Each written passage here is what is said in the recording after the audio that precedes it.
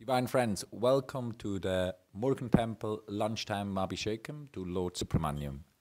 Thank you once again for joining us. 2021 is now in full swing, and depending if you're a person who does New Year's resolution or not, it's a good opportunity to think what you want to achieve in 2021. There is two things which I sort of have in mind for myself for 2021. One I mentioned last Monday. It comes from Thérèse de Lisieux, which is a Christian saint, and during the process of her being made a saint, the Pope was asked why he considered her. And instead of recounting the miracles which she performed, he just simply said she did ordinary things with extraordinary love. And for me, that is actually a brilliant definition of a holy person. It's not what they do, it's how they do it. That is the difference to us. Or how Guruji put it, chopping firewood before enlightenment, chopping firewood after enlightenment. The tasks we have don't really change. What changes is how we do those tasks. It's that total focus, that divine energy that gets put into the task, which changes that vibration. And that is the experience you have when you're around a true guru. It's that amazing divine vibration they create with every action. So really it's less about changing what we do, it's to change how we do the tasks we have. Most tasks in life are fairly simple, mundane, but we can turn them into something extraordinary with our focus, with the love we put into it. So that's back to doing ordinary things with extraordinary love. That is something which we will spend a lifetime learning, but I think it's a very good thing to remind oneself of. The second thing is gratitude. Whether or not we realize it, anybody who's listening to this stream is extraordinarily blessed. How many people in this world have an opportunity to even consider their spiritual evolution, which have even the awareness that there is such a thing? There's a lot of people go to churches, to temples, to mosques, but how many truly actually realize that is the purpose of their birth, is their spiritual evolution, is to discover their own divine nature, who have an opportunity to truly think about it and make an effort in that direction? Very, very few people.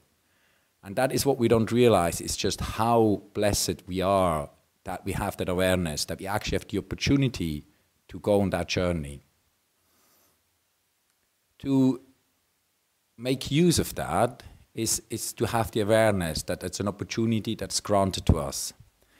And to be immensely grateful for any opportunity we have to worship God and to be in the presence of God. That applies to us in Skanderville as much to anybody else. It's, as far as I'm concerned, simply a boon if you're permitted to live in Skanderville.